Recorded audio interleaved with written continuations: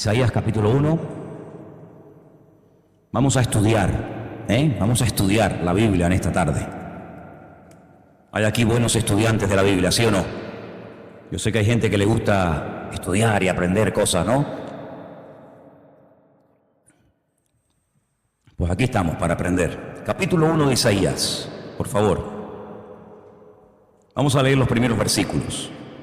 Visión de Isaías, hijo de Amós, la cual vio acerca de Judá y Jerusalén en días de Usías, Jotán, Acaz y Ezequías, reyes de Judá. Solamente con ese versículo podríamos estar horas.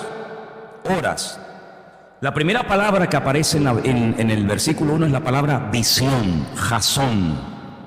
La palabra jasón, traducida al castellano por visión, literalmente significa mensaje profético. Es un mensaje profético, ¿vale? Un mensaje de amonestación, de exhortación para el presente y para el futuro, que este hombre llamado Isaías, Yeshayah, cuyo nombre significa el Señor es salvación, va a recibir para compartirlo en Jerusalén, la capital de la provincia de Judea. Ya el país se había dividido, había una especie de división interna. 12 tribus formaban el pueblo de Israel, pero 10 se habían juntado y habían formado un reino, que lo llamamos el reino del norte o el reino de Israel. Le dieron la espalda a la casa de David, y 2 tribus permanecieron unidas formando otro reino independiente llamado el reino de Judá, en el sur. Entonces había momentos en los que peleaban los hermanos, las familias, los del norte contra los del sur contra el norte. Generalmente todos los reyes del norte de Israel fueron terribles. Por eso las 10 tribus del norte fueron atacadas y fueron dispersadas y nunca más volvieron a su tierra, cosa que no ocurrió con las tribus del sur, que también fueron atacadas, fueron sacadas de su país, llevadas al cautiverio a Babilonia, pero volvieron 70 años después, ¿vale?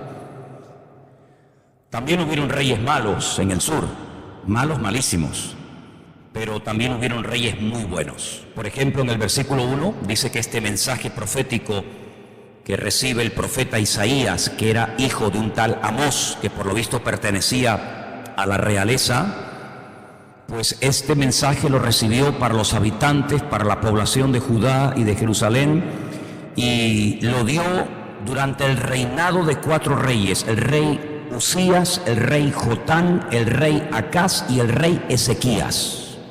Un reinado muy largo. Nosotros, los que estamos aquí, en poco tiempo hemos conocido 2 reyes en este país, Juan Carlos y Felipe. No sé si conoceremos al tercero, pero en vida ya hemos conocido a 2. Isaías conoció a 4. De estos 4, solamente uno fue terrible, pero malo, Se llamaba Acaz. Usías, digamos que fue en líneas generales un buen rey, Jotán también y Ezequías también. Vamos a ver algunas cositas por encima de estos reyes. Por ejemplo, vamos a ir a Segundo de Reyes, capítulo 15, Segundo de Reyes 15, versículo, por ejemplo, 34 y 35. Dice que hizo lo recto ante los ojos del Señor, hizo conforme a todas las cosas que había hecho su padre Usías. Jotán fue una buena persona, fue un buen rey. Versículo 35 dice: con todo esto los lugares altos no fueron quitados, porque el pueblo sacrificaba aún y quemaba incienso en los lugares altos. Pero digamos que a grandes rasgos Jotán fue un buen rey. Su padre, el rey Usías, del cual hablaremos un poco, también fue un buen rey, pero los últimos años de su vida los vivió como leproso. Después vamos a ver la razón por la que se quedó leproso. El siguiente rey, el rey Acaz, capítulo 16 de Segunda de Reyes, dice, versículo 3: antes anduvo en el camino de los reyes de Israel, es decir, fatal, y aún hizo pasar a fuego a su hijo. Impresionante, era una costumbre pagana, hacer pasar a los hijos por fuego o directamente prenderle fuego y matarlos, según las prácticas abominables de las naciones que el Señor echó delante de los hijos de Israel. Asimismo, versículo 4, sacrificó y quemó incienso en los lugares altos. ¿Eso de los lugares altos, eso qué es? Subían a los altos de las montañas y allí tenían sus ídolos y allí tenían sus ermitas, ¿no?, donde sacrificaban y hacían todo tipo de barbaridades, y sobre los collados y debajo de todo árbol frondoso. Así que acá fue terrible. Y el rey Ezequías, si vamos al capítulo, por ejemplo, 18, estamos en Segunda de Reyes 18, no voy a leer todo lo que dice de él porque habla mucho, pero por ejemplo en Segunda de Reyes 18, 4 dice, él quitó los lugares altos, fíjate, él quitó los lugares altos, quebró las imágenes y cortó los símbolos de acera, e hizo pedazos, escucha, la serpiente de bronce que había hecho Moisés, ¿se acuerdan? Cuando estaban siendo picados y mordidos y envenenados por aquellas serpientes en el desierto, le dijo el Señor, levanta una serpiente de bronce, ponla en un palo y cuando miren que se salven. Y mira lo que dice aquí, dice, porque hasta entonces le quemaban incienso los hijos de Israel y le llamaron Nehustán. Al final terminaron adorando a la serpiente de bronce, tantos años después. Y Ezequías dijo, de eso nada, la quemó, la destruyó. Dice el versículo siguiente, el 5, en el Señor Dios de Israel puso su esperanza. Ni después ni antes de él hubo otro como él en todos los reyes de Judá, porque siguió al Señor y no se apartó de él, sino que guardó los mandamientos que el Señor prescribió a Moisés, y el Señor estaba con él a donde quiera que salía, prosperaba. Es decir, que de estos 4 reyes que se mencionan aquí en el versículo 1, 3 fueron buenos, uno fue terrible, Acaz. El rey Usías, que es el primero que se menciona, estuvo en el trono durante muchos años. Fue junto con Manasés el rey que más tiempo estuvo en el trono, más de 50 años. Manasés creo que tuvo 55. Usías fue un buen rey, Dios lo bendijo muchísimo, lo prosperó un montón, pero cometió una gravísima equivocación al final de sus días. Y es que un día entró en el templo, quiso preparar el incienso y ofrecer sacrificios como si fuera un sacerdote, y los sacerdotes le dijeron, no, tú eres rey, pero el Señor a ti no te ha puesto ni te ha llamado para hacer funciones de sacerdote, por lo tanto sal de aquí porque este no es tu lugar. No hizo caso, en vez de ser humilde y decir, oye, es verdad, yo soy el rey, pero no significa que porque sea el rey puedo hacer lo que me da la gana. No hizo caso, y dice la Biblia que a pesar de la amonestación, él lo hizo, y dice que quedó leproso, le brotó la lepra en la frente y lo echaron fuera del templo, y dice que hasta el día de su muerte vivió en una casa apartada, leproso, y así terminó los días aquel gran rey, todo porque no quiso obedecer a lo que se le dijo, ¿verdad? Así que estos son los 4 reyes a grandes rasgos que iban a escuchar el mensaje del profeta Isaías. Versículo 2 dice, oíd cielos y escucha tu tierra. Para los que toman nota, o para los que después van a volver a escuchar este estudio por internet, si ustedes leen en Deuteronomio 32:1, que no lo vamos a leer ahora, Moisés lo dice al revés. Moisés, en vez de decir oíd cielos, dice escucha cielos y oye tu tierra, invierte el orden. Pero ¿por qué Isaías pone al cielo y a la tierra como testigos de lo que va a predicar? ¿Para qué tiene que poner al cielo y a la tierra como testigos de su mensaje? Por una sencilla razón, porque el pueblo no le iba a escuchar, porque el pueblo no quería oír la voz de Dios, sencillamente no querían oír la voz de Dios. Quiero darles el dato de que Isaías fue predicador, fue profeta antes del cautiverio, y antes del cautiverio, curiosamente, aunque Israel gozó de un tiempo de prosperidad sin precedentes, espiritualmente estaban muertos. No mezclemos las cosas, Hay bendiciones materiales que según la Biblia vienen como el resultado de una bendición de Dios. Pero como dije hace algún tiempo, no toda bendición material es sinónimo de que estoy en el centro de la voluntad de Dios. Cuidado, En los tiempos de Jeremías, en los tiempos de Isaías, Judá y Benjamín gozaron de un tiempo bueno de prosperidad material, de prosperidad económica, pero era cuando peor espiritualmente estaban. Así que no nos dejemos engañar por esto, ¿no? Dice la Biblia en el versículo 2 que el Señor les dice, a través de Isaías, yo les engrandecí. Otra versión dice, yo les enaltecí. ¿A qué se refería Isaías cuando le decía a Israel, oye, que el Señor a ustedes les ha bendecido, los ha engrandecido, los ha levantado?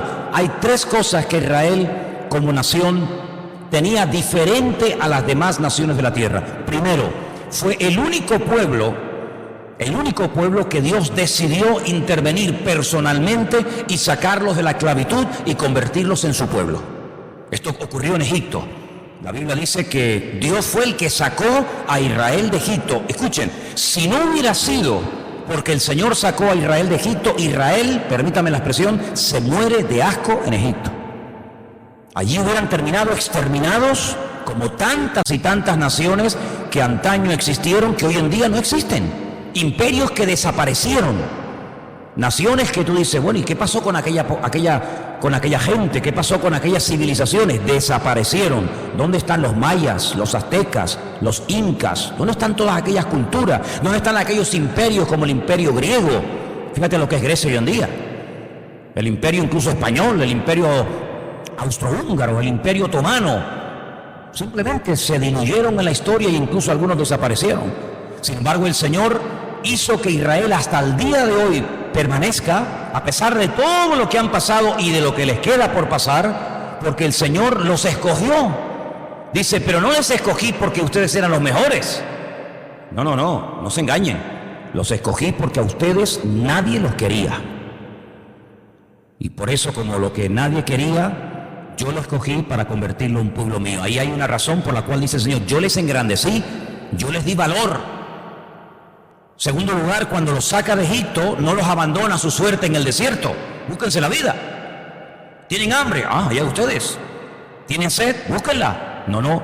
Vemos que el Señor pastoreó con un cuidado tan meticuloso el Señor que dice que no le faltó de nada. Dice que ni siquiera se le hincharon los pies, ni siquiera se envejecieron las ropas, ni siquiera se desgastaron las sandalias en 40 años. Yo no creo que haya nadie aquí que todavía esté usando la ropa que se compró hace 40 años. Yo no creo que te sirvan los zapatos que te compraste hace 40 años, hermana. Bueno, si es así, gloria a Dios. Pero Israel dice que su ropa nunca se desgastó. Cuando necesitaban agua, el Señor se la daba. Cuando querían pan, el Señor se lo daba. Y estamos hablando del desierto, no estamos hablando aquí de una gran superficie. Todo cuanto necesitaron, Dios se lo suplió. Y no solamente eso, sino que les dio un regalo que a ninguna otra nación le había dado: la Torá, su palabra. Segundo motivo, los saco de Egipto, los compro, los convierto en mi pueblo, les doy mi palabra, les doy instrucciones, les doy mi ley para que sepan cómo vivir, y para colmo de los colmos, como si esto fuera poca cosa, les regalo un país para siempre, para ustedes. Chiquito, pero no importa. Un país con todo lo que eso conlleva.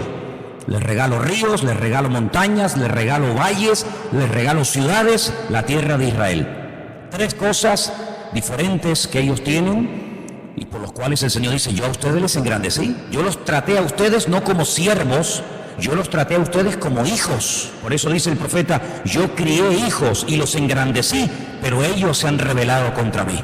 Qué triste, ¿no? Este pueblo tenía que ser el pueblo más agradecido y creyente de la tierra. Pues lamentablemente no siempre ha sido así. No siempre ha sido así. Ha sido muchas veces un pueblo rebelde, un pueblo testarudo, un pueblo que no ha querido saber absolutamente nada de Dios. Y vamos a ver después expresiones muy fuertes que el Señor utiliza. Versículo 3. El buey conoce a su dueño. La palabra buey que se emplea aquí es la palabra shor. Y la palabra shor se puede traducir como buey, como toro, como novillo o como cualquier animal vacuno. Por ejemplo, una vaca, ¿vale? En este caso se ha traducido por la palabra buey. Dice, el buey conoce a su dueño. El asno, jamor, así se dice asno, burro en hebreo. No le digas a nadie, tú eres un jamor. No le está diciendo que es un burro. El jamor, el asno, dice que conoce el pesebre de su señor. Fíjate, hasta los animales son más inteligentes que ustedes. Los bueyes, los burros, los asnos conocen y saben quién es su dueño, saben cuál es su pesebre, saben dónde tienen que ir. Dice, pero Israel no entiende. Mi pueblo no tiene conocimiento. Es decir, es más listo y más inteligente un burro que tú. Y hay un ejemplo en la historia donde dice la Biblia que un burro, un asno, llegó a ver un ángel del Señor. ¿Se acuerdan la historia? Pero el profeta que lo montaba, o el pseudo profeta que lo montaba, dice que no lo veía. Y el burro tuvo temor porque vio aquella gloria, vio aquel ser diferente y se detuvo.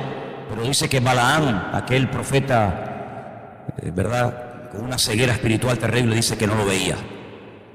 Oh gente pecadora, pueblo cargado de maldad, generación de malignos, hijos depravados, dejaron al Señor, provocaron a ira al Santo de Israel y se volvieron atrás. El texto original, donde sale la palabra depravados, tenéis ahí la palabra depravados, ¿no? La palabra correcta es corruptos. Ahora, pido que a la iglesia que me haga este favor. Olvídate de que estoy leyendo el profeta Isaías. Olvídate de que yo soy un pastor de una iglesia y de que estoy leyendo la Biblia. Olvídate de esto. Tú, por ejemplo, oyes en televisión esta declaración. La voy a volver a leer. Gente o nación, como dice en el texto original, gente o nación pecadora, pueblo cargado de maldad, generación de malignos, corruptos, que habéis dejado a Dios provocando a ira al Santo de Israel y os habéis vuelto atrás. ¿Dónde podríamos encajar estas palabras?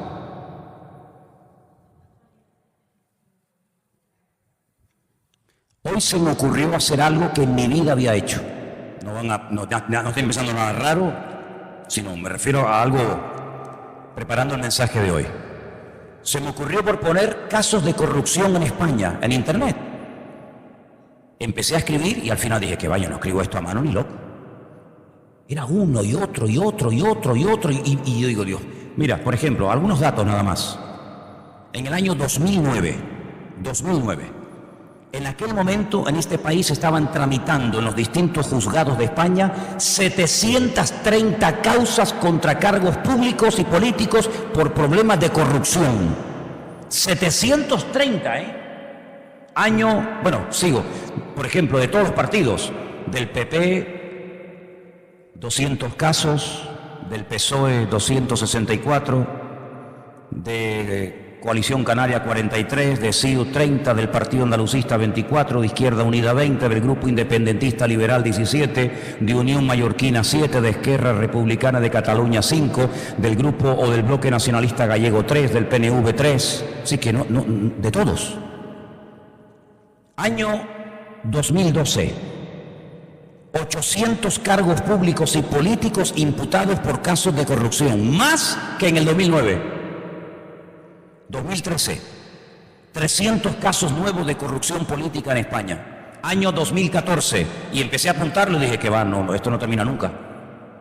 Ha superado los casos de corrupción del 2014 a todos los años que nos preceden. España es un país de chorizos y de ladrones y de gente sin escrúpulos. ¿Saben lo que dijo ayer el presidente del Tribunal Constitucional de este país? La ley en este país está creada y diseñada para no dejarle escapatoria al ladrón de gallinas, es decir, al pobrecito que robó, que el casé, pero a los grandes.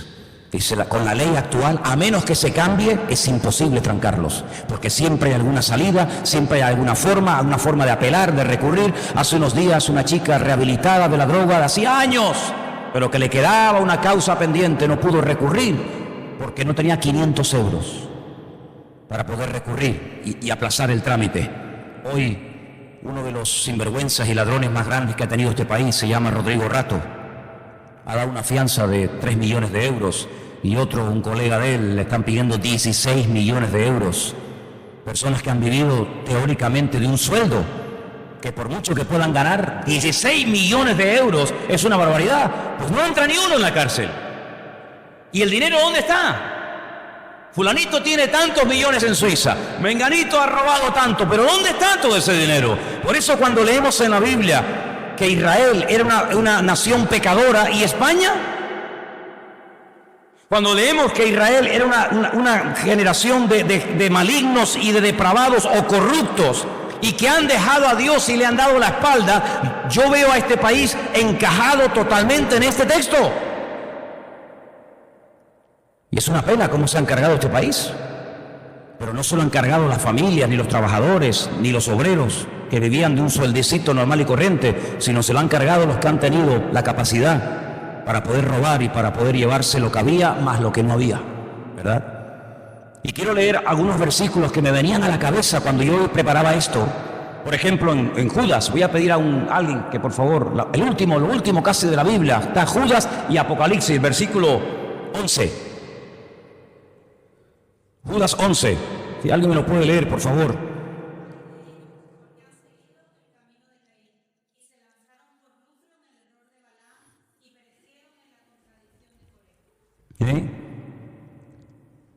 El lucro, el amor al dinero, dice la Biblia, es la raíz de todos los males, no el dinero. No, con dinero se paga este local, con dinero se compran Biblias, con dinero se ayudan a misioneros, con dinero se ayudan a hospitales, con dinero se pueden hacer muchas maravillas, pero el amor a ese instrumento pues hizo que los judíos hasta el día de hoy crean que los discípulos robaron el cuerpo de Cristo, porque dice que le pagaron a los soldados para que dijeran que de noche los discípulos del Señor habían robado al Señor. ¿Qué te parece? Así que en el libro de los Hechos encontramos que la gente se desprendía de su patrimonio y la gente ponía el dinero a los pies de los apóstoles para que el Evangelio y la palabra de Dios corriera y el Señor fuera reconocido en el mundo, pero también con dinero se sobornó a los romanos de la época, a los guardianes, a los soldados, para que dijeran que no había resucitado, sino que había sido robado el cuerpo del Maestro. Dice, y este dicho se cree hasta el día de hoy. Es impresionante las barbaridades que se pueden hacer con dinero y las bendiciones que se pueden obtener, ¿verdad? Me llamaba también la atención leyendo hoy Santiago capítulo 5. Santiago capítulo 5. Una carta pequeñita pero buenísima. Dice en el versículo 1, Santiago 5:1, vamos ahora ricos, llorad y aullad por las miserias que os vendrán. Porque vuestras riquezas están podridas y vuestras ropas están comidas por la polilla. Vuestro oro y vuestra plata están enmohecidos y su moho testificará contra vosotros y devorará del todo vuestras carnes como fuego. Habéis acumulado tesoros para los días postreros. Es lo mismo que han hecho toda esta pandilla de golfos y de sinvergüenza. Venga a acumular y venga a acumular y más dinero y más dinero. Y yo no sabía, ¿no? No sabías. Y después una pobre señora mayor, que casi la pobrecita ni sabía leer ni escribir. No, usted sí sabía lo que firmaba y sin embargo tú que eres tan inteligente, con tantos estudios y con tanta carrera, tú no sabías nada. Pero ella sí sabía. Y a ella se le quita la casa, el pobre techo donde tiene, y tú no sabías lo que firmabas. Impresionante. Y aquí clama el jornal de los obreros que han cosechado vuestras tierras, el cual por engaño no les ha sido pagado por vosotros. Y los clamores de los que habían cegado han entrado en los oídos del Señor de los ejércitos. Habéis vivido en deleites sobre la tierra. Y habéis sido disolutos, habéis engordado y vuestros corazones como en día de matanza. Habéis condenado y dado muerte, porque no solamente se condena o se mata con una pistola, sino se puede matar de muchas formas a una persona, como también se puede robar de muchas formas, ¿no? No necesariamente atracando un banco con una metralleta. Pues habéis condenado y dado muerte al justo, y él no os hace resistencia. Tremendo, ¿no? Así que esto que vivió el profeta Isaías, esta indignación, esta rabia de ver cómo estos engordaban y cómo se llevaban todo y eran unos depravados, es exactamente lo mismo, porque ¿saben qué? Da igual si son judíos, españoles, americanos, argentinos, venezolanos o japoneses, da igual. El corazón del hombre es corrupto. Y el corazón del hombre es igual en la Edad Media, en la época de Cristo o en los tiempos actuales. Da igual, da igual. Dice, versículo 5, ¿por qué querréis ser castigados aún? ¿Todavía os rebeláis? Toda cabeza está enferma y todo corazón doliente. Si los responsables, las cabezas, las autoridades están todos enfermos, todos. Desde la planta del pie hasta la cabeza no hay en él cosa sana, sino herida, hinchazón y podrida llaga. No están curadas, ni vendadas, ni suavizadas con aceite. Vuestra tierra será destruida, vuestras ciudades puestas a fuego, vuestra tierra delante de vosotros comida por extranjeros y asolada como asolamiento de extraños. Y queda la hija de Sión como enramada en viña, como cabaña en medio del melonar, como ciudad asolada. Si el Señor de los ejércitos no nos hubiese dejado un resto pequeño, como Sodoma fuéramos y semejantes a Gomorra. A veces decimos, no, Sodoma y Gomorra, terribles, depravados. Sin embargo, Israel llegó a cometer más pecados en tamaño, en proporción, que las ciudades de Sodoma y Gomorra destruidas por el juicio de Dios. Es decir, que no le echemos solamente la culpa a Sodoma y Gomorra, porque el profeta Isaías dice, vosotros estáis igual de podridos, igual de depravados o más, porque al fin y al cabo Sodoma y Gomorra no conocía la palabra. Sodoma y Gomorra no conocía al Señor, pero ustedes conocen al Señor y conocen su palabra, y a pesar de eso, les dice todo lo que viene a continuación. Fijaros que en el versículo 10, a los príncipes, a las autoridades del país, les dice, príncipes de Sodoma. Pues si Sodoma no existía en los tiempos de Isaías. Versículo 1 dice que él iba a predicar a Judá y a Jerusalén, sí, pero a esas autoridades corrompidas, a esas autoridades depravadas, les dice, príncipes de Sodoma, oíd la palabra de Dios, escuchad la ley de vuestro Dios, pueblo de Gomorra. Compara a Israel o a Judá y Jerusalén con Sodoma y con Gomorra. Qué terrible, ¿no? Qué tremendo, qué tremendo. ¿Para qué me sirve, dice el Señor, la multitud de vuestros sacrificios? Hastiado, fíjate, esta palabra es tremenda, Dice, estoy hastiado, estoy harto, dice aquí, de vuestros holocaustos y de carneros y de cebo de animales gordos. Dice, no quiero sangre de bueyes, ni de ovejas, ni de machos cabríos. ¿Quién demanda esto de vuestras manos cuando venís a presentaros delante de mí para hollar mis atrios? Todo lo arreglaban con sacrificio, todo lo arreglaban con la parafernalia y la liturgia de la religión, como muchos de estos hoy en día. Muchos de estos que han robado y siguen robando y siguen mintiendo y siguen echándole la culpa a los demás, o diciendo que no sabían nada. Son los primeros que van a misa, y son los primeros que van a las procesiones, y son los primeros que ayudan teóricamente, ¿verdad? Increíble. El Señor dice, no me traigáis más ofrenda vana de incienso, porque me es abominación. Sí, basta ya, no me estáis trayendo ofrenda ni de historia. Dice, luna nueva y día de reposo. Madre mía, la luna nueva. Hasta el día de hoy, la luna nueva, eso es algo tremendo. ¿Por qué? Porque los judíos dicen que cada vez que sale una luna nueva, una luna llena, es como un símbolo o una señal del resurgir de Israel. Israel que no existía, Israel que casi llega al exterminio. Cuando se ve en el horizonte en Israel una luna nueva, hay un toque de trompeta, un toque de shofar, porque es como una señal profética de que Israel siempre existirá. Dice, pues olvídense de esa fiesta, incluso del día de reposo, del Shabbat. Estáis todo el santo día con el Shabbat y habéis adorado más al día del Shabbat que al Dios del día. El convocar asambleas no lo puedo soportar. Son iniquidad vuestras fiestas solemnes. A los religiosos les está hablando de una forma terrible. Versículo 14, vuestras lunas nuevas y vuestras fiestas solemnes las tiene aborrecidas mi alma, me son gravosas, cansado estoy de soportarlas. Y no es el profeta Isaías que se está desahogando con la gente, sino es Dios el que está hablando al pueblo. Para que veáis cómo a Dios se le puede alegrar el alma y el corazón, y cómo a Dios se le puede también hartar. Es el mismo Dios. El Dios que se alegra en bendecir es el Dios que dice, ya está bien, ya está bien. Tanta fiesta, tanta historia, y sois unos corruptos, sois unos depravados, pero sigue. Cuando extendáis vuestras manos, yo esconderé de vosotros mis ojos. Asimismo, cuando multipliquéis la oración, yo no oiré. Llenas están de sangre vuestras manos. Lavaos y limpiaos, quitad la iniquidad de vuestras obras delante de mis ojos y dejad de hacer lo malo. El problema es que hoy en día nadie le habla así a esta gente, a estos que han robado, a estos que siguen robando, a estos que todo nunca les llega. Nadie les habla así. Ahora entienden por qué a los profetas siempre los mataban. Ahora entendéis, ¿no? Claro.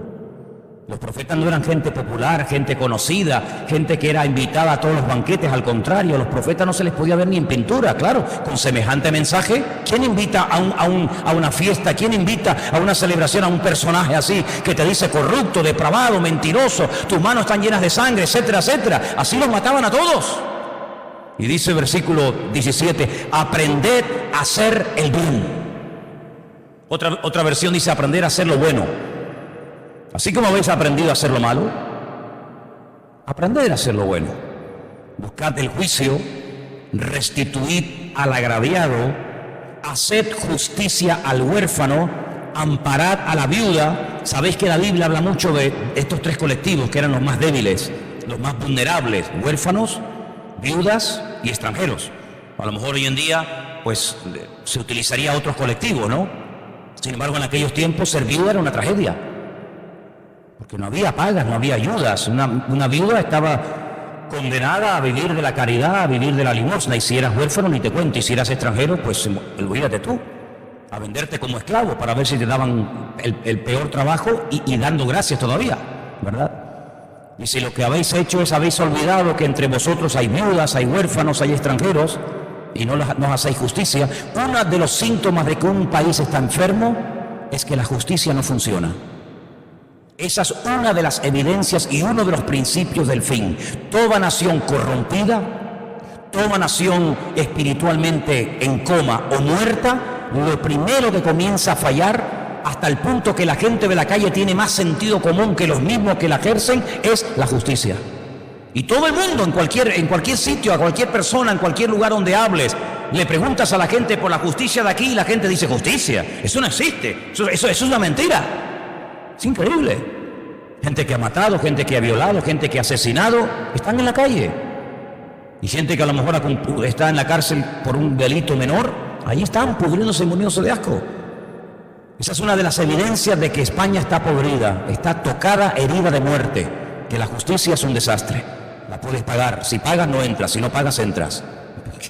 Increíble, ¿no? Es como decir al Señor: ¿cuánto tengo que pagar para no ir al infierno? 60 millones de euros, toma, me escapo del infierno. ¿Te imaginas que Dios hiciera eso? Venid luego, después de haber hecho justicia, después de haber arreglado la sociedad, después de haber puesto las cosas en orden, venid luego. Es decir, no me vengan antes.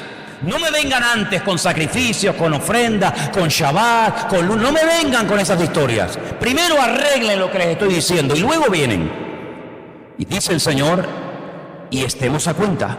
Si vuestros pecados fuesen como la grana, como la nieve serán emblanquecidos. Si fuesen rojos como el carmesí, vendrán a ser como blanca lana. Es decir, hay posibilidad, hay remedio, hay solución, hay esperanza, pero primero tienes que hacer lo que te he dicho: aprender a hacer el bien.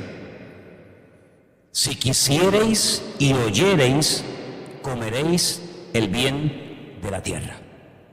Si no quisiereis y fuereis rebeldes, seréis consumidos a espada, porque la boca del Señor lo ha dicho. Es decir, lo que el Señor está diciéndonos aquí a nosotros, porque aunque esto se escribió para aquellos tiempos, tiene una aplicación a nuestra vida, es que no podemos hacer lo que nos da la gana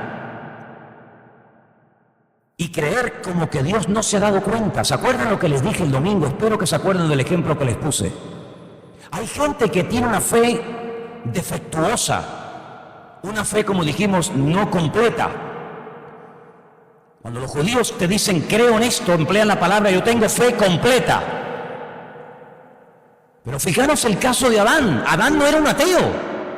Adán sabía que no tenía ni padre ni madre. ¿De dónde salí yo? Porque mis hijos han salido de la unión entre mi esposa y yo. Pero yo no tuve padre, yo no tuve madre. Porque a mí el Señor me creó con sus manos. Yo no llevo ombligo, El Señor me creó con sus propias manos. Yo no tengo padre, no tengo madre, no tengo abuelos, no tengo bisabuelos. A mí me creó el Señor. Luego Adán sabía perfectamente que Dios existía y que Dios era un Dios poderoso, creador, etcétera, etcétera. Pero también creía, cuando pecó, que se podía esconder de Dios. Es decir, tan creyente era a la hora de creer en Dios, como tan creyente y sincero era creyendo que Él se podía meter dentro de un árbol o ponerse detrás de un árbol, como dicen otras versiones, y Dios no darse cuenta. Eso no es una fe completa, es una fe defectuosa. Crees en Dios, pero luego haces cosas que no son coherentes con lo que tú dices que crees de Dios. ¿Cómo te vas a ocultar? ¿De dónde te vas a ocultar tú de Dios? ¿Dónde te vas a ocultar? Decía el salmista, si cojo alas, si me pongo alas en la espalda y me voy volando al monte, cuando llegue al monte, ¿tú estás allí primero que yo? Si desciendo a las profundidades del océano, cuando llegue al final del océano y toque fondo, allí estás tú. ¿Dónde me esconderé de tu presencia, oh Señor? ¿Dónde? ¿Dónde me puedo esconder de Dios? Aunque saliera desde la tierra y me voy a otro planeta, allí también está la presencia de Dios. Sin embargo, Adán creía, bueno, si me escondo y me quedo quieto y no me muevo, pues Dios no me va a ver. ¿Por qué se creen que Dios le pregunta a Adán, ¿dónde estás? ¿Porque Dios no sabía dónde estaba? No, porque te estoy tratando como tú quieres que te trate.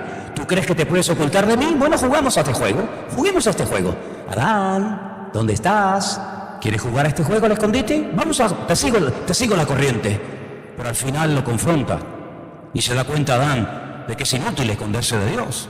Entonces el Señor lo que le está diciendo a través del profeta Isaías: habéis hecho lo que os ha dado la gana, habéis sido unos corruptos, unos depravados, habéis robado, estáis destruidos, pero ahora es el momento de sufrir las consecuencias. Porque hay gente que tiene un concepto distorsionado de Dios. Dios es bueno, hermano, Dios es bueno. Yo puedo hacer lo que me da la gana, puedo engañar a mi mujer, puedo engañar a mi marido, puedo robar, puedo mentir, puedo adulterar, puedo fornicar, puedo pecar hoy, mañana voy al culto. Yo hago lo que me da la gana, porque Dios es bueno. ¿Y quién ha dicho lo contrario, mijo? ¿Quién ha dicho que Dios no sea bueno? Si no fuera por la bondad de Dios, ninguno de nosotros podríamos estar hoy ahí tan tranquilitos, escuchando su palabra, ¿sí o no? Pero a veces como que mutilamos a Dios, decimos, bueno, Dios es bueno, pero sigue, y Dios es bueno, y Dios es justo, sí, y qué más, y fiel, qué más, y también creo que es justo, ¿no? O ese atributo no te interesa. Entonces Él te puede tratar como juez, porque es un juez, o te puede tratar como Salvador. No son dos dioses. No, es que el del Antiguo Testamento es terrible. Mi madre, a mí casi. No, y el del Nuevo como que es más suave. ¿Pero qué dice? ¿A ti quién te ha enseñado esa barbaridad? ¿Cómo que el Dios del Antiguo más cruel o más fuerte, más exigente que el del Nuevo? ¿Qué dice? ¿Cuántos dioses hay? ¿El del Antiguo? ¿El del Nuevo? ¿Cuántos dioses hay? Al Señor tu Dios adorarás y a Él solo servirás. No hay otro Dios. A lo largo del libro vamos a ver que muchas veces Dios dice, no hay otro, no hay Dios fuera de mí. Incluso a veces Dios pincha al pueblo y dice, sí, tú dices que ese es Dios, pregúntale qué va a pasar mañana. Que te revelen las cosas del futuro o te revelen y te expliquen las cosas del pasado. A veces son capaces. Dios como desafiando a los dioses de aquellos tiempos, tratando de desbaratarlos y tratando de abrirle los ojos al pueblo para que se diera cuenta de que al único que tendremos que rendir cuentas algún día es delante del Señor. ¿Cuántos dicen amén? Y por eso dice en el versículo 21, ¿cómo te has convertido en ramera? Madre mía. Te has convertido, no eras ramera, pero te has ido convirtiendo en ramera. ¿Habéis leído el capítulo 7 de Proverbios? Al capítulo 7 de Proverbios creo que se titula, si me lo pueden comprobar, Artimañas de la mujer ramera. ¿Sí o no?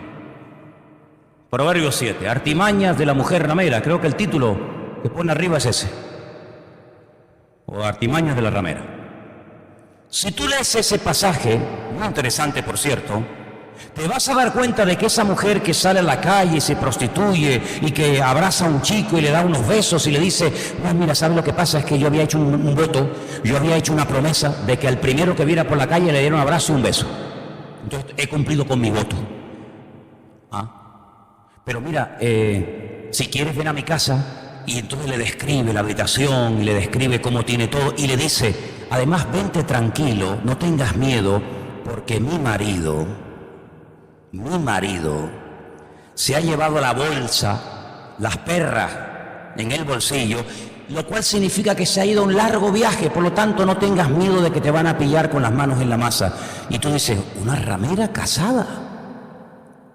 ¿A quién está describiendo ahí? Al pueblo de Israel, que estando casada con el Eterno, con el Dios Todopoderoso, se prostituyó yendo detrás de sus amantes.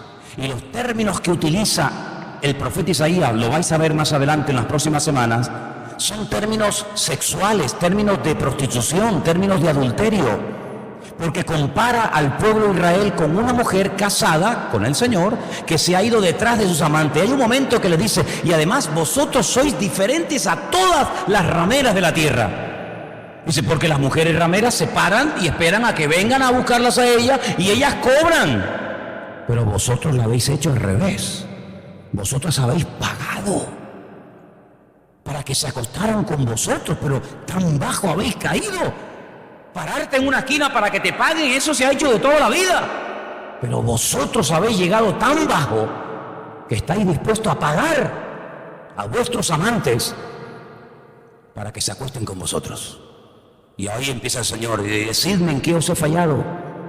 Decidme, cuando estabas desnuda te cubrí, cuando estabas falta de agua te di agua, cuando estabas necesitada de perfume te di perfume. Y empieza el Señor a decirle, pero ¿en qué he fallado? Dime, ¿en qué he fallado? ¿En qué he hecho mal para que te vayas detrás de tus amantes? Dice, todos ellos te abandonarán. Pero quiero que sepas que cuando todos te abandonen y todos descubran la vergüenza de tu desnudez, porque ahora te has prostituido cuando eres joven y bella y hermosa, pero cuando te abandonen no servirás para nada. Ese día, cuando me invoques, yo otra vez volveré a amarte, porque el Señor, a pesar de cómo hayamos caído, nunca dejará de amarnos. ¿Cuántos dicen amén? Decía el profeta Oseas, Señor, me dijiste que me casara con una mujer prostituta para dar un mensaje al pueblo de cómo tú escoges a un pueblo corrompido y lo amas. Y resulta que llegué a mi casa y veo que mi mujer se ha vuelto a ir con otros. ¿Ahora qué hago, Señor? Dice, ahora vete, búscala, cómprala otra vez en la subasta pública porque la están vendiendo como esclava. Vuelve a casarte con ella, vuelve a amarla y vuelve a tener hijos con ella. Dice, pero Señor, ¿hasta cuándo? Dice, siga haciéndolo porque tú eres una señal en lo natural de lo que yo estoy haciendo con ustedes. Les compro, les bendigo, me abandonan, les compro, les bendigo, me abandonan. Haz tú como botón de muestra lo que yo estoy haciendo en lo espiritual por ellos. Es tremendo, ¿verdad? Ahora fijaros que dice, ¿cómo te has convertido en mujer ramera? Y dice, por favor escuchen el tiempo de los verbos. Llena estuvo de justicia ella. Tiempo pasado. Estuvo la ciudad, el país, estuvo llena de ¿qué? De justicia. Si hacíais las cosas bien. Sigo. Habitó la equidad. Habitó. Otra versión dice pernoctaba. Pernoctaba la justicia, la bondad en la ciudad. Dice, pero ahora, dice, los homicidas se han convertido en homicidas, se han convertido en asesinos. Esto me recuerda mucho al mensaje del Señor a la iglesia de Éfeso. Apocalipsis 2, ¿se acuerdan? Habéis trabajado, tiempo pasado, habéis sufrido, habéis probado a los que se dicen ser apóstoles y los habéis hallado. Y todo lo bueno que el Señor le menciona a la iglesia de Éfeso, Apocalipsis capítulo 2, leerlo a llegar a casa, todo está en tiempo pasado, todo. Habéis trabajado, habéis sufrido, habéis. Dice, pero ahora, tiempo presente, tengo contra ti que has dejado tu primer amor. Es decir, si miras para atrás, muy bien, pero ahora da pena verte. No eres ni la sombra del que un día fuiste. Y eso es lo que le pasó a Israel. En ustedes moraba la justicia, en ustedes moraba la palabra de Dios, en ustedes habitó la equidad, la cordura. Dice, pero ahora sois unos asesinos, unos depravados. Y dice en el versículo 22 y 23, tu plata se ha convertido en escoria, tu vino está mezclado con agua, tus príncipes prevaricadores. ¿Saben lo que dice realmente el texto? Porque la palabra prevaricador es una palabra como muy bíblica, ¿no? Es una palabra que no se usa. O tú vas por la calle y dices, mira, ahí va un prevaricador. Algunos dicen, ¿qué? No saben ni lo que es. ¿Saben lo que dice el texto original? Pervertido. Esa se la entiende, ¿no? Tus príncipes son unos pervertidos, compañeros de ladrones, que todos aman el soborno. Y yo digo, soborno es una palabra que se usa tanto hoy en día. Fui al diccionario y busqué soborno. ¿Sabe lo que dice? Un soborno es lo que se le da a una persona, un regalo, un dinero, lo que sea, para que haga algo que nunca tuvo que haber hecho. Yo te soborno, yo te compro, yo te pago para que tú hagas la vista gorda y cuando te pregunto tú digas, no, yo no sé nada, yo no lo vi. Amantes del soborno, y vais tras la recompensa, dice, tras el lucro, no hacen justicia ni al huérfano ni llega a ellos la causa de la viuda. Por tanto, dice el Señor de los ejércitos, el fuerte de Israel, tomaré satisfacción de mis enemigos y vengaré a mis adversarios. Y ahora hay 3 palabras que las tengo subrayadas en mi Biblia, son tremendas. Volveré mi mano contra ti y limpiaré hasta lo más puro tus escorias, quitaré toda tu impureza y restauraré tus jueces como al principio. Fíjense, limpiaré, quitaré y restauraré. Es lo que Dios tiene que hacer en una persona que quiere volver, permítame la expresión, a ponerse las pilas. Viviste, había justicia, había orden, había equidad, pero has caído, has pecado, te has sobornado, te has dejado sobornar, te has prostituido, pero si quieres te voy a limpiar, porque te has manchado, voy a quitar de tu vida lo que tiene que ser quitado y te voy a restaurar. Sin ese proceso, olvídate. Hay gente que dice, bueno, yo robé, pido perdón. ¿Y? ¿Cómo que yo robé y pido perdón? Vamos a ver. Bíblicamente, cuando una persona robaba a alguien otra cosa, tenía lógicamente que pedir perdón. Claro, el correspondiente sacrificio. Pero ¿y lo que me robaste dónde está? Me lo tienes que devolver. Si me has robado el manto y he estado estos días pasando frío por tu culpa, o me robaste la sierra, el martillo o el hacha, me lo tendrás que devolver. Porque sí, me has pedido perdón, pero sigues haciendo uso de lo que es mío.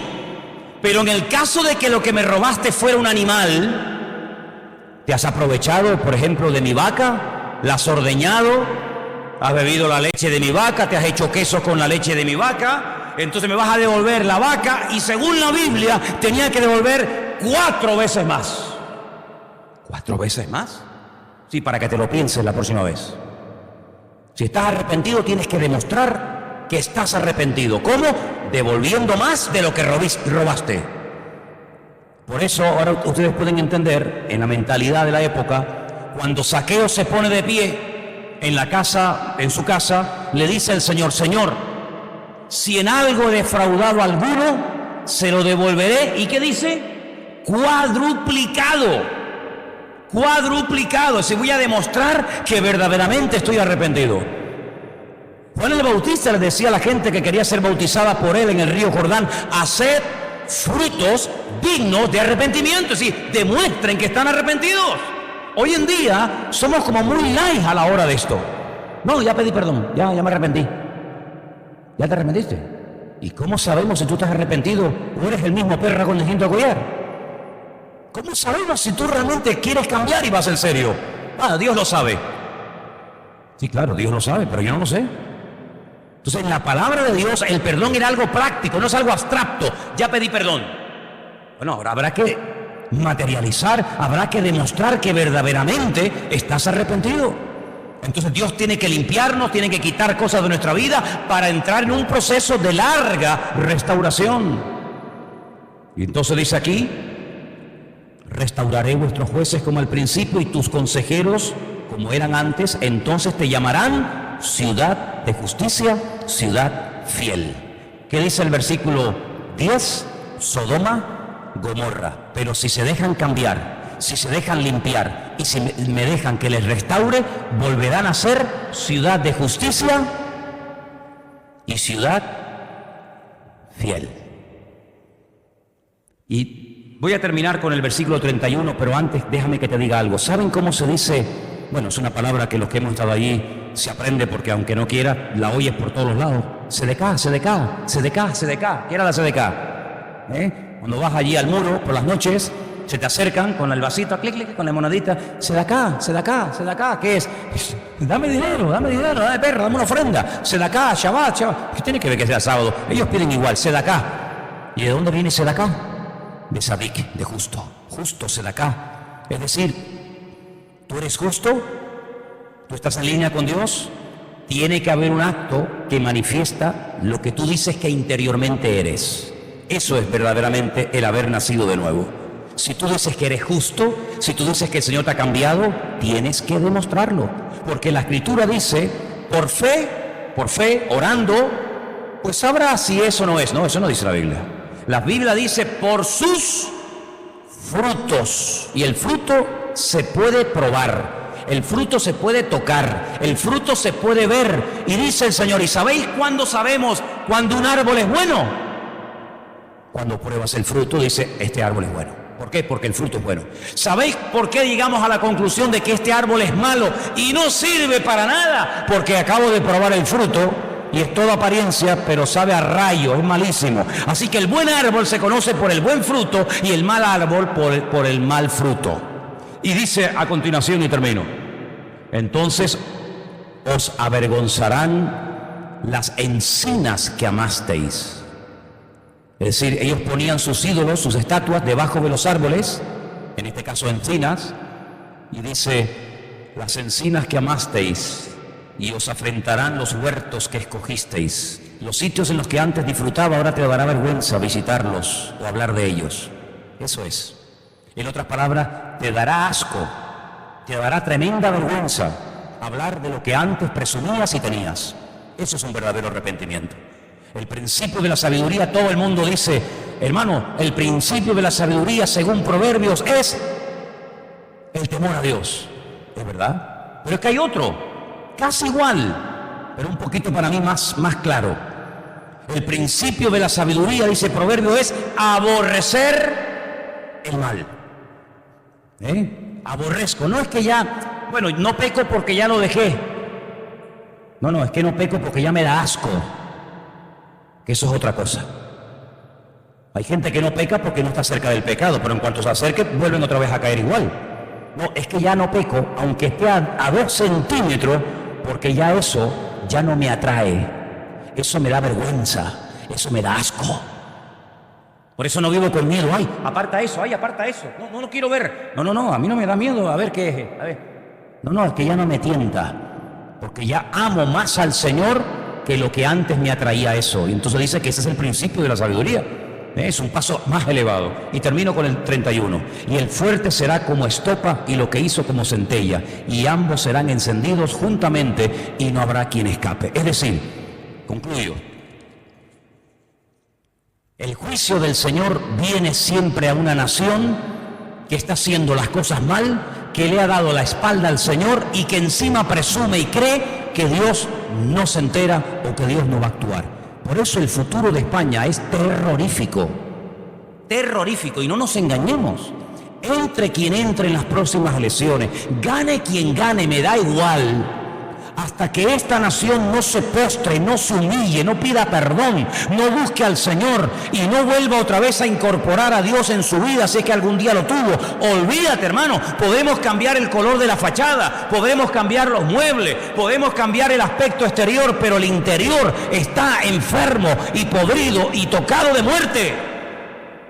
Y por eso el Señor le está diciendo a través del profeta Isaías, hasta que yo no os limpie, ¿quién quiere ser limpiado en este país? ¿Quién quiere verdaderamente cambiar? ¿Quién sale a la televisión y pide perdón por lo que robó y devuelve públicamente? Nadie lo hace. Porque dice la Biblia que el ladrón se avergüenza cuando lo descubren, pero si no lo hubieran descubierto, nunca se hubiera avergonzado. Y es lo que le pasa a estos. Me pillaron. Y ahora tengo que presentar una querella, ahora tengo que presentar toda una parafernalia porque nadie quiere reconocer en esta nación que han pecado y que han hecho lo malo. Pero qué diferente cuando el pecador se arrepiente y admite y reconoce, yo he pecado. La próxima semana vamos a hablar de la expresión ay. Está llena el libro, La estoy subrayando, por una por aquí, otra por allá. Dice, ay de no sé quién, ay, ay, ay. Hay un montón de ayes en el libro de Isaías, estupendos, fantásticos. Y vais a ver la diferencia de esos ayes de los inconversos a cuando Isaías también dice, ay de mí, ay de mí. Así que lean por favor a partir del libro de Isaías. Estamos en el capítulo 1. Hay 65 capítulos por delante. Cada día estaré sacando cositas para compartir con ustedes. Yo creo que vamos a disfrutar entre todos. Y si lees algún versículo que no entiendes o alguna expresión que no está clara, pues oye, pásame un papelito y a ver si yo la puedo estudiar y a ver si podemos sacarle ahí el jugo a este maravilloso libro, que sin lugar a dudas es un libro fantástico y de tremenda actualidad. Amén, hermanos, vamos a orar en esta tarde, por favor. Vamos a orar y estaremos estudiando este libro de Isaías toda la semana, Dios mediante. Nos ponemos de pie, sí, por favor. Y vamos a orar al Señor para que acepte esta ofrenda que vamos a darle a Él. Vamos a orar y pedirle al Señor, Señor, que esta ofrenda te sea agradable. Pero hemos hablado, dice el Señor, no me traigan ofrendas, ni me traigan animales, ni me traigan perfumes, ni me traigan nada, a menos que yo primeramente tenga vuestras vidas en vuestras manos. No compramos al Señor, no compramos bendiciones como por ahí a veces se ha predicado, no compramos milagros, no compramos bendiciones, damos al Señor en señal de amor, en señal de generosidad. Me bendiga o no me bendiga, me dé o no me dé, me da igual. A mi Dios no lo compramos, a mi Dios le ofrendamos por amor. ¿Cuántos dicen amén?